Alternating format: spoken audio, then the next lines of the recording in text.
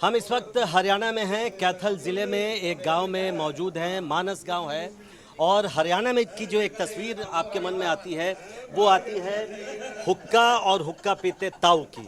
और देखिए हमारे साथ कुछ ताऊ लोग मौजूद हैं। हम यहीं से गुजर रहे थे तो हमने देखा एक यहाँ पर मजमा लगा है हम कह सकते हैं, और कई लोग यहाँ बैठकर बातचीत कर रहे थे तो हम भी यहाँ पहुँच गए और सब लोग यहाँ मौजूद हैं। सबको मालूम है यहाँ चुनाव चल रहा है। पहले हम ताऊ से ही शुरू करते हैं और जैसा मैंने कहा हरियाणा की जो तस्वीर है वो हुक्के के साथ ताऊ की वो बहुत सबसे ज़्यादा देखी जाती है। अपना नाम बताइए ताऊ। ईश्वर है जी। क्या लग रहा है यहाँ आप यहीं कैथल इसी गांव के हैं? हाँ। क्या लग रहा है कौन इस बार बाजी मारेगा चुनाव में? पूरे जी कांग्रेस वाला बनागा।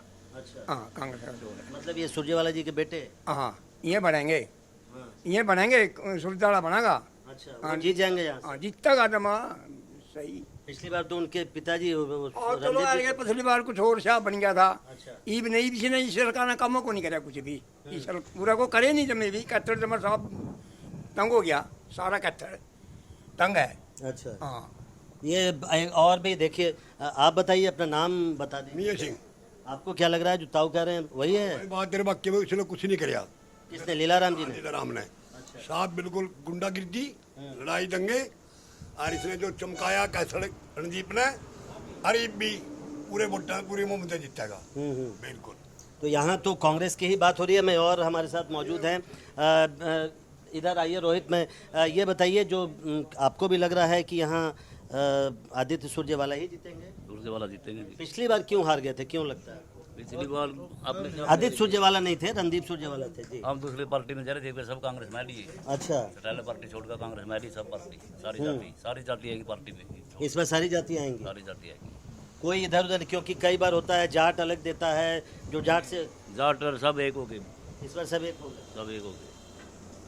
अच्छा, अब हमारे साथ कुछ नौजवान लोग भी हैं, उनसे भी बात करेंगे। यहाँ तो सारी कांग्रेस की बात हो रही है। लीलाराम भी तो वो यहाँ के विधायक हैं। हाँ वो विधायक रहे हैं यहाँ के लीलाराम तो जी। आप लोगों ने क्या सोचा है?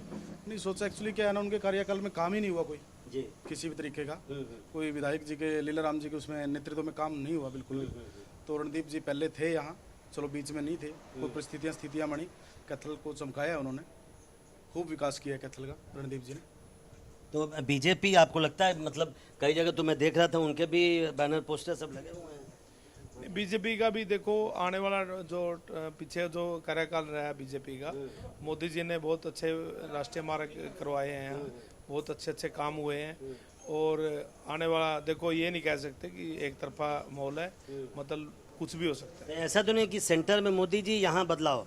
कुछ भी हो सकता है, ये क्लियर नहीं है कि यहाँ एक तरफी कोई सरकार बनेगी, मिली जुली भी कुछ भी हो सकता है।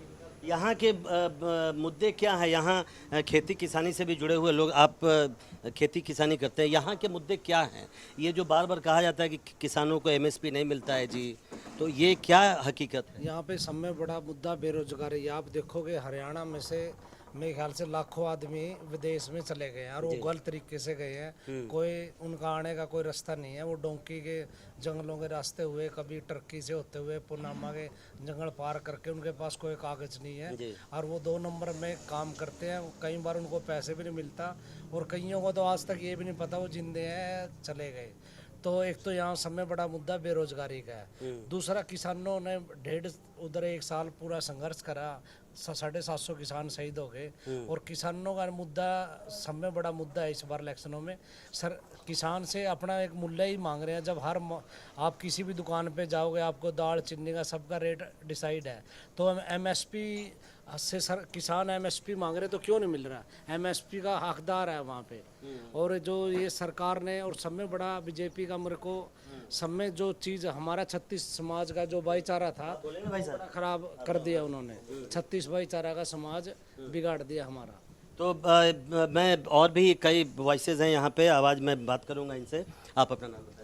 जावेद डांडा मेरा नाम है। तो आपको क्या लगता है, क्या सच में यहाँ कई, मैं क्योंकि हम लोग जो दिल्ली में रहते हैं, यहाँ तो कहा जाता है बीजेपी जाट कांग्रेस के साथ है, नॉन जाट बीजेपी, ऐसा है क्या कुछ?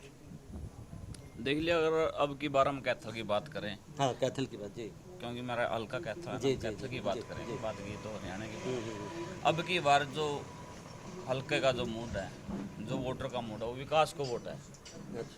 चौधरी रणदीप सिंह सुरजेवाला जो पहले रहे थे तो कैथल को एक नाम देने का काम किया था, पूरे हरियाणा के अंदर एक नाम दिया था। सोने की चिड़िया अगर किसी को कहा जाता तो कैथल को कहा जाता था। विकास को अब की बार पूरी मौन बना चुकी है जनता कि हम विकास को वोट देंगे। बीजेपी सरकार नकार चुकी है जनता, इसको तो योजनादार भी नहीं है। किसानों के साथ लाठियाँ बांधी गई थी, आंसू गैस के गोले दागे गए थे, तो उस टाइम कहाँ थी बीजेपी सरकार? किसानों की याद अब आ गई इनको, जब भी चुनाव का टाइम है, किसानों की बात करते हैं। जनता का मूड अब की और कांग्रेस सरकार बनाने जा रहे हैं हरियाणा प्रदेश के अंदर भी और कैथल के अंदर। तो वजह कोई भी हो, लेकिन यहाँ पर भी जो ओवरवेलमिंग जो ओपिनियन लग रहा है वो तो यही है कि कांग्रेस, सबको लग रहा है कि कांग्रेस ही आएगी। हालांकि एक दो लोगों का कहना है कि अभी कुछ कहना मुश्किल है, टक्कर जारी। आप क्या कहेंगे? आप भी सहमत हैं? हाँ जी, कांग्रेस आएगी। क्यों लगता है? देश का प्रधानमंत्री बहुत बढ़िया बंदा है। हाँ, जो खट्टर ने काम करे उसने बढ़िया करे, लीला राम ने बढ़िया करे, यही बात है जी। तो आपको लग रहा है कि इनका भी ये भी अभी टक्कर में है ये लोग? हाँ, टक्कर में है, बीजेपी के जो लीलाराम है वो भी टक्कर में है। पूरी टक्कर है जी, यह बात है। और भी मैं बात करता हूँ, क्या नाम है आपका? मेरा सोनलाल है जी। आपको क्या लगता है? मेरे तो लगता है इस बार अवैध सिंह चौटाला बनेंगे जी मुख्यमंत्री। बढ़िया। अभय सिंह चौटाला जी? जी जी। आप इनेलो की बात कर रहे हैं? जी जी। अच्छा, तो इनेलो तो बहुत सालों से बाहर है, जी बिल्कुल। उनके घर में भी टूट हो गई। नहीं, सत्ता से बाहर थे जी, अब नई ऊर्जा के साथ आएंगे, इस बार पक्का बनेंगे। अच्छा। हाँ जी। पिछली बार तो एक सीट आई थी शायद। नहीं, इस बार देखो ना जी, अब दोबारा से फिर हाँ पूरी ऊर्जा के साथ है, बढ़िया से बनेंगे जी, आप देख लीजिए। अच्छा, तो देखिए एक तीसरी पार्टी भी चली आई। अभी तक हम लोग बीजेपी और कांग्रेस के बीच मुकाबला समझ रहे थे, लेकिन यहाँ हमारे भाई बैठे हैं, उनका कहना है कि इनेलो भी को भी मौका मिल सकता है। हालांकि इनेलो पिछले कई सालों से सत्ता से बाहर है, दो पार्टियां बन गई घर में ही, तो लेकिन यहाँ पर जो वॉइसेज हैं, जो ओपिनियन है, जो राय है, वो यही है ज़्यादातर लोगों की कि अब इस बार बदलाव चाहते हैं वो। और हालांकि दो तीन लोगों का कहना है कि बीजेपी भी टक्कर में है। तो अब 5 तारीख का इंतज़ार करिए, और अगर हरियाणा में घूमेंगे तो इसी तरह के चौपाल लगे हुए आपको हर जगह मिलेंगे, और हम कोशिश करेंगे कि आगे भी जैसे जैसे आगे बढ़ते जाएं हम ऐसे कई लोगों से बात करें और आप तक उनकी बात को पहुंचाएं। कैथल से कैमरामैन रोहित के साथ प्रशांत, NDTV इंडिया।